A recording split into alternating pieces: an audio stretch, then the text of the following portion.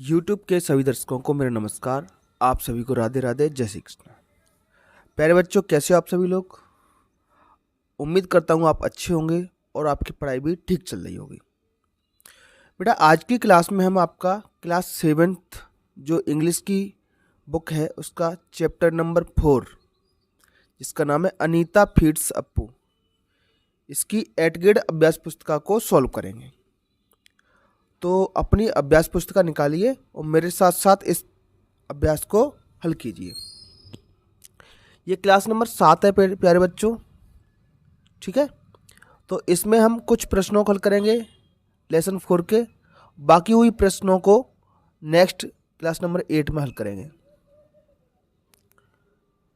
जब हम प्रश्नों पर आते हैं प्यारे बच्चों, तो उससे पहले हमें पाठ को पढ़ लेना होता है, क्योंकि प्रश्नों के जवाब आपको इस चैप्टर को पढ़ने के बाद ही मिल पाएंगे। जैसे पहला प्रश्न है, what is the name of the elephant in the story. ये जो कहानी है, ये कहानी में एलिफेंट का नाम क्या है? अब इसमें एलिफेंट का नाम मिक्की है, अप्पू है, गप्पू है, कालू है, क्या है? ये सारी जानकारी हमें पाठ से मिलती है। हालांकि इसका जवाब बहुत आसान है, ऑप्शन नंबर बी। इस पाठ में हाथी का नाम क्या है? Appu. Anita is surprised to see the elephant at her. Anita ने एलिफेंट को कहाँ देखकर आश्चर्य हुआ? तो अब ये पाठ पढ़ेंगे तभी हमें मालूम होगा। देखो, रटना अलग बात है, रटने को तो मैं आंसर आपको दिखा दूंगा, लेकिन ये सारी चीज़ें कहाँ से मिल रही हैं?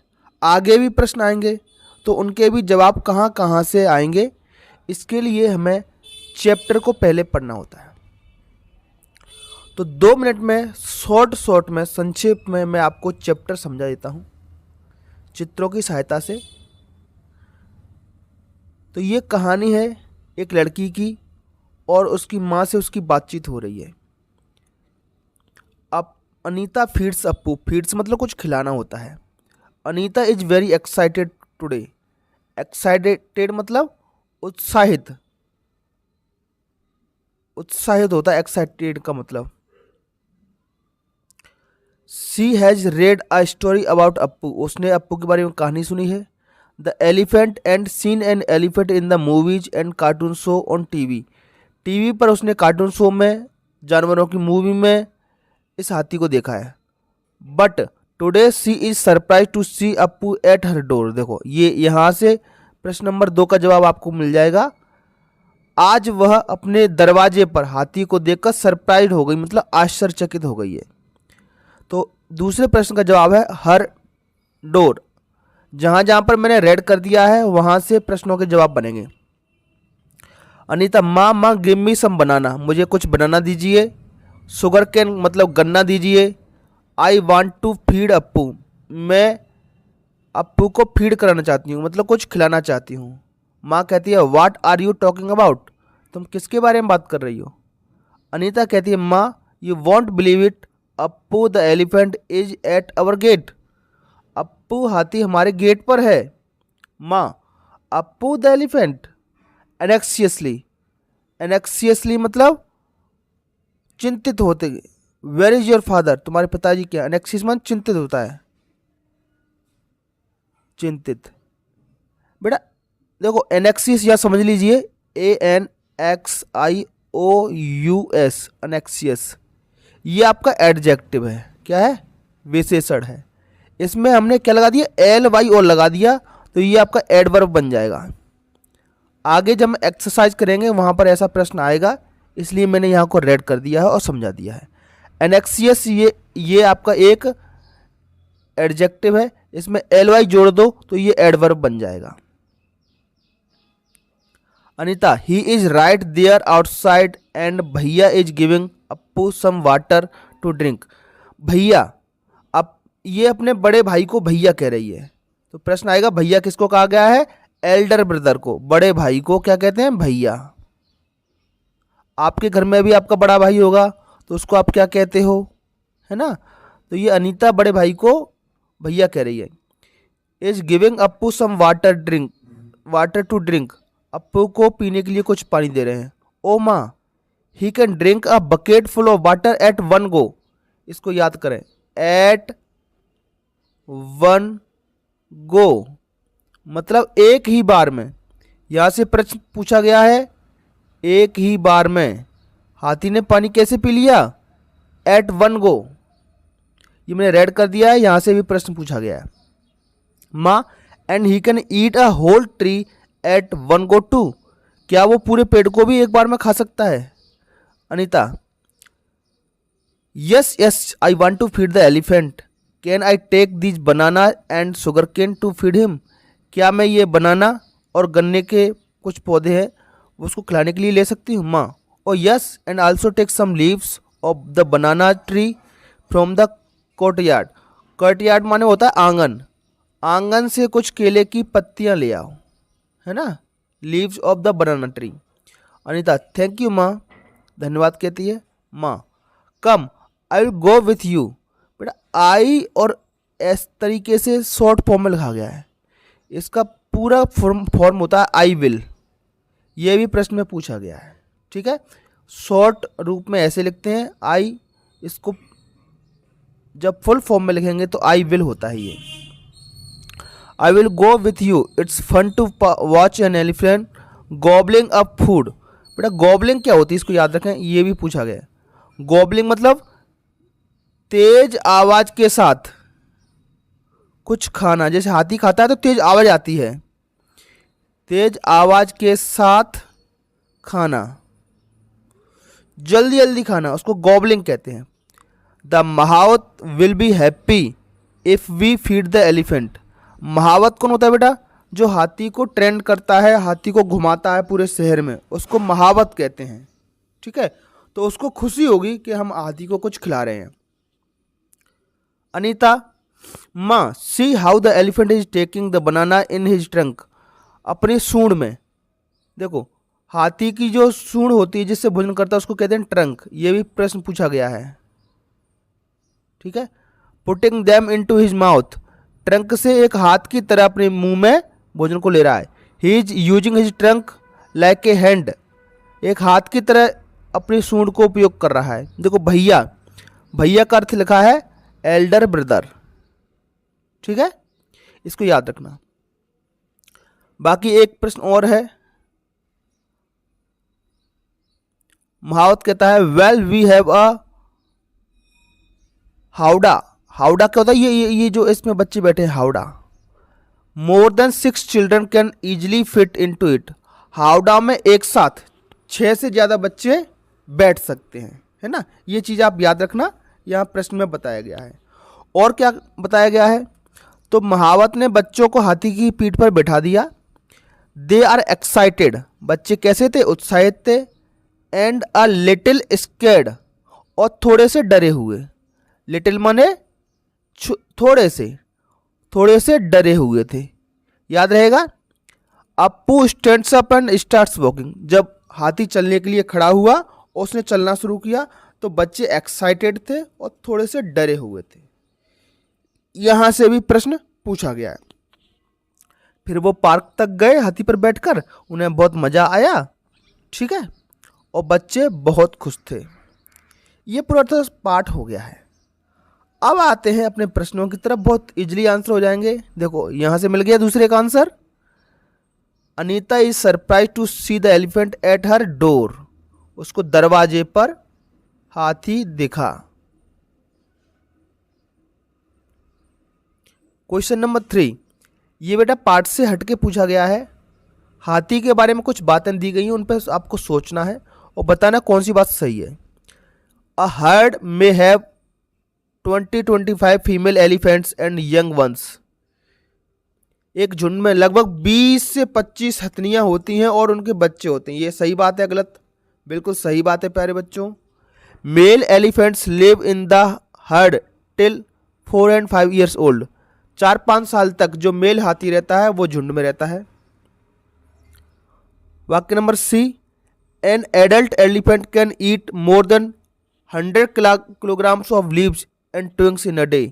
एक दिन में 100 किलो पत्तियां खा सकता है, ठीक है। और D number, in an elephant heard the oldest female elephant, सबसे वृद्ध बूढ़ी हथनी डिसाइड्स एवरीथिंग, हर चीज का निर्णय करती है। तो ये बेटा ये बात भी सही है। तो कुल मिलाकर जो भी ए बी सी और डी ऑप्शन में बातें लिखी हैं हाथी के बारे में वो सब सही है। तो इसलिए इसका जवाब हो जाएगा ऑप्शन नंबर डी। ठीक है प्यारे बच्चों, बहुत इंटरेस्टिंग चीज है बेटा, आप इसको याद रखें। प्रश्न क्रमांक 4 क्या कहता है? He will be coming. बेटा कमिंग इन बस, यहां पर क्या बता देंगे? इन। ऑप्शन नंबर बी ये प्रीपोजिशन का क्वेश्चन है। कमिंग इन बस, बेटा बस इस प्रकार से होती है, बंद चीज में कोई चीज होती है उसको इन कहते हैं। कमिंग इन बस, बस में आ रहा है। प्रश्न क्रमांक 5, right the singular form of words children. बेटा चिल्ड्रन का मतलब होता है बच्चे, बहुत सारे लड़के होंगे बच्चे होंगे उनको कहेंगे चिल्ड्रन। अब एक बच्चा होगा तो उसको कहेंगे चाइल्ड, CHILD, चाइल्ड मतलब बच्चा। तो ये चिल्ड्रन प्लूरल होता है, इसका सिंगुलर आपको बताना है, चाइल्ड हो जाएगा। ठीक है, चाइल्ड्स नहीं होगा, चाइल्डहुड का मतलब होता है बचपन, ये भी नहीं होगा। ऑप्शन नंबर डी सही है, चाइल्ड। आई होप प्यारे बच्चों आपको समझ में आ गया होगा। बेटा जिस प्रकार से हम अंग्रेजी की वर्कबुक सोल्व करा रहे हैं आपकी 8th ग्रेड अभ्यास पुस्तिका, इसी तरीके से सभी कक्षाओं की हम और सभी विषयों की वर्कबुक या FLN या 8th ग्रेड अभ्यास पुस्तिका इस चैनल पर फ्री में करवा रहे हैं। तो अपने छोटे या बड़े भाई बहनों के साथ हमारे वीडियो को शेयर करें और उनको चैनल के बारे में बताएं। प्रश्न क्रमांक 6, the elephant's nose is called. Elephant की जो नाक होती है उसको क्या कहते हैं? ट्रंक। हिंदी में उसको सूंड कहते हैं, अंग्रेजी में उसको ट्रंक कहते हैं, trunk. Anita addressed her brother as. अनीता अपने भाई को बुलाती है, क्या नाम से बुलाती है? भैया के नाम से। ठीक है, भैया हिंदी का शब्द है, वैसे अंग्रेजी में वैसा का वैसा प्रयोग कर लिया है। प्रश्न क्रमांक 8, the elephant does not have small years. बेटे देखो यहां समझिए जरा, इस वाक्य में सहायक क्रिया की कमी है। द एलिफेंट मेरा सब्जेक्ट हो गया, उसके बाद बेटा हेल्पिंग वर्ब आएगी, उसके बाद मेन वर्ब आएगी, उसके बाद क्या आएगा? ऑब्जेक्ट आएगा। इस क्रम को याद रखें। तो एलिफेंट मेरा सब्जेक्ट हो गया, तो हेल्पिंग वर्ब यहां पे हम डज लगा देंगे। मेन वर्ब हो गई हैव, और स्मॉल ईयर सीओ आपका ऑब्जेक्ट हो गया। ठीक है, तो ये ग्रामर का प्रश्न है बेटा। द एलिफेंट डज भर दे, does not have small ears, हाथी के छोटे कान नहीं होते हैं। इसी तरीके से प्रश्न नंबर 9, ये प्रश्नवाचक वाक्य है। तो प्रश्नवाचक वाक्य में जो हेल्पिंग वर्ब होती है बेटा वो सब्जेक्ट से पहले आती है बस, और लास्ट में ऐसा निशान आता है। तो देखो जरा प्रश्न नंबर 9 में कैन, यहां पर हेल्पिंग वर्ब क्या भर देंगे हम? कैन, सब्जेक्ट एन एलिफेंट आ जाएगा, ये बस इसको उठा करके यहां रख दिया गया है। आगे प्रश्न भी आएगा बेटा इंटरोगेटिव और अफर्मेटिव बनाने के लिए, तो इसको समझ लीजिए स्ट्रक्चर को अच्छे से। बस सहायक क्रिया का खेल है बेटा। सहायक क्रिया अगर आपने पहले लगा दी है हेल्पिंग वर्ब तो वाक्य प्रश्नवाचक है, और सहायक क्रिया यहां से हट करके सब्जेक्ट के बाद यहां लगा दी है तो वो अफर्मेटिव है, मतलब वाक्य साधारण है। ठीक है, तो can an elephant drink a bucket full water at one गो। क्या एक बार में हाथी पूरी बाल्टी पानी पी सकता है? तो क्षमता के बारे में बात हो रही है तो हम कैन का प्रयोग करेंगे। नेक्स्ट क्वेश्चन, प्रश्न क्रमांक 10, the homophones word for gate. Gate बेटा देखो इस गेट में और इस गेट में स्पेलिंग का अंतर है। ठीक है, और आवाज दोनों की एक जैसी है, तो ऐसे शब्द जिनकी आवाज एक जैसी हो, आवाज एक जैसी हो, साउंड, होमोफोन्स, होमो मतलब समान, साउंड मतलब आवाज, तो वो होमोफोन्स कहलाते हैं। GATE गेट, गेट माने दरवाजा, और GET गेट, गेट माने प्राप्त करना। आवाज एक जैसी है, अर्थ अलग अलग है, ये होमोफोन्स कहलाएंगे। ठीक है, एक जैसी आवाज हो। एक एग्जाम्पल और देता हूं, SEAC, सी मतलब होता है समुद्र, और SEEC, सी मतलब देखना, ये भी सी है और ये भी सी है, दोनों की आवाज एक जैसी है लेकिन अर्थ अलग है। इस सी का मतलब होता है समुद्र और इस सी का मतलब होता है देखना। दोनों के अर्थ अलग हैं लेकिन आवाज एक जैसी है, इसलिए इनको भी हम होमोफोन्स कहेंगे। क्या कहेंगे? होमोफोन्स। आई होप प्यारे बच्चों आप होमोफोन्स अच्छे से समझ गए हैं। अगले प्रश्न की तरफ बढ़ते हैं। Right the full form of the given word. बेटा टीवी ये शॉर्ट फॉर्म है, इसका फुल फॉर्म होता है टेलीविजन। टेलीविजन मतलब जो हम जिस पे पिक्चर देखते हैं, मूवी देखते हैं, ये चित्र भी छपा हुआ है। इसका फुल फॉर्म क्या होगा बेटा? मैंने अभी बताया था, आई विल या आई सेल, दोनों इसके फुल फॉर्म होते हैं। प्रश्न क्रमांक 12, द वर्ड भैया इज एड्रेस्ड फॉर। भैया किसके लिए कहा गया है? तो भैया प्यारे बच्चों बड़े भाई को कहते हैं। किसको कहते हैं? एल्डर ब्रदर, मतलब बड़े भाई को कहेंगे भैया। इस पाठ में बड़े भाई को, एल्डर ब्रदर को भैया कहा गया है। प्रश्न क्रमांक 13, right the adverb form of the word एनेक्सियस। बेटा जिस शब्द में ओ यू एस जुड़ा हुआ, लास्ट में क्या जुड़ा हुआ है? ओ यू एस, या फुल जुड़ा हुआ है, वो एडजेक्टिव होते हैं। क्या होते हैं प्यारे बच्चों? या आई वी ई जुड़ा हुआ है, वो होते हैं एडजेक्टिव। क्या होते हैं प्यारे बच्चों? एडजेक्टिव। अगर इनमें हम एल वाई जोड़ दें, क्या जोड़ दें? एल वाई लास्ट में, तो वो एडवर्ब बन जाता है। क्या बन जाता है? एडवर्ब। तो यही पूछा गया है प्यारे बच्चों कि आपको एडजेक्टिव को एडवर्ब में बदलना है। Right the adverb.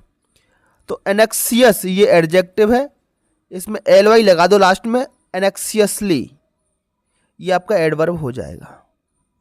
समझ आ गया मेरे प्यारे बच्चों? एडजेक्टिव में एल वाई लगा दो तो एडवर्ब बन जाता है। Question number 14, how does Appu drink water from the bucket. Bucket से, बकेट मतलब बाल्टी से अप्पू ने पानी कैसे पिया? तो एट वन गो वहां लिखा हुआ था पाठ में, मैंने बताया आपको, रेड भी किया हुआ है। एट वन गो मतलब एक ही बार में पूरा पानी गटक गया, वो बिना रुके। तो आज की वीडियो में प्यारे बच्चों हमने 14 क्वेश्चन हल कर लिए हैं ना। इसके बाद के क्वेश्चन हम अगली क्लास में करेंगे। जो बात की थी इस वीडियो में हमने होमोफोन्स के बारे में, तो एक बार फिर से समझ लो उसको, चाहो तो स्क्रीनशॉट ले लेना आप। होमो का मतलब होता है समान, समान एक जैसा, और फोन का मतलब होता है साउंड, मतलब आवाज। जिसकी आवाज समान हो उसको होमोफोन्स कहेंगे। जैसे एट और एट, एट मतलब खाया और एट मतलब 8, दोनों को एट एट बोलते हैं। एक जैसी आवाज है लेकिन अर्थ अलग है। राइट, राइट और राइट, इस राइट का मतलब होता है लिखना और इस राइट का मतलब होता है सही। तो इन दोनों की आवाज एक जैसी है लेकिन अर्थ अलग है, ये भी होमोफोन्स हो गए। ये सी मतलब देखना और सी मतलब समुद्र, तो ये भी सी सी, आवाज क्या आ रही है? सी सी, लेकिन अर्थ अलग है, तो ये भी होमोफोन्स है। तो अंग्रेजी में बार बार बहुत सारे होमोफोन्स आएंगे, मैं आपको बता दूंगा। बाकी गोबल का मतलब होता है जल्दी जल्दी आवाज के साथ खाना, गोबल कहलाता है, गोबल। एडजेक्टिव एडवर्ब के बारे में हमने बात की थी, तो बेटा ये आपके एडजेक्टिव रहे। जैसे बैड, बैड मतलब बुरा, अब इसमें एल वाई जोड़ दो तो BADLY, बैडली मतलब बुरी तरह से, ये आपका एडजेक्टिव है और ये आपका एडवर्ब बन गया। ब्लाइंड मतलब अंधा, तो ब्लाइंडली मतलब बिना देखे। केयरफुल, केयरफुली एल वाई जुड़ गया लास्ट में, सावधानी से। फुलिश मतलब मूर्खता, फुलिशली मूर्खता से। हैवी मतलब भारी, हैवली मतलब कठिनाई से या भारीपन से। लाइट मतलब हल्का, लाइटली मतलब हल्की हल्की, हल्के तरह से। सिंपल मतलब साधारण, सिंपली, देखो एल वाई जोड़ दिया, ई हटा देना लास्ट में से। इजी, इजली, इजी माने सरल या आसान, इजली मतलब आसानी से या सरलता से। तो बेटा एडजेक्टिव में सिर्फ और सिर्फ आपको एल वाई जोड़ देना है, वो एडवर्ब बन जाएगा। तो बेटा आज की वीडियो में इतना ही। आपको हमारा वीडियो कैसा लगा हमें कमेंट बॉक्स में जरूर बताएं, और प्लीज़ बेटा जाने से पहले चैनल को सब्सक्राइब करें। अगर आपको हमारी वीडियो से थोड़ी सी भी मदद मिलती है तो चैनल को सब्सक्राइब करें और कमेंट बॉक्स में अपना नाम कमेंट करें। तो चलिए बच्चों, फिर मिलेंगे अगली क्लास में। तब तक के लिए आपका दिन शुभ हो। Have a nice day. Thank you and take care.